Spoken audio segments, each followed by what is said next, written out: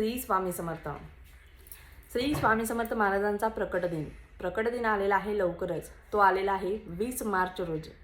20 मार्च रोजी आहे प्रकट दिन. तर प्रकट दिनानिमित्त 21 दिवसांची महाराजांच्या चरणी कोणती सेवा रुजू करायची आहे, एखादी इच्छा खातर किंवा तुम्हाला असंच करायचं आहे, सेवा करायची आहे, महाराजांची सेवा. काही न मागता जरी सेवा केली तर त्याचं फळ आपल्याला मिळतच असतं. काही मागून सेवा केली तर आपलं मन तेवढे एकाग्र होत नाही सेवेमध्ये, पण काही न मागता सेवा केली, आपण निर्मळ मनाने सेवा ती करत असतो.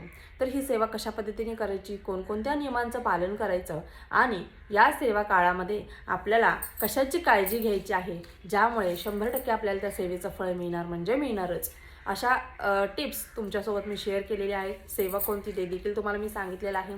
संपूर्ण माहितीचा व्हिडिओ आपल्या चॅनलवरती अपलोड झालेला आहे. त्याची लिंक मी खाली देत आहे. नक्कीच आपल्या चॅनलला व्हिजिट करायला अजिबात विसरू नका. श्री स्वामी समर्थ.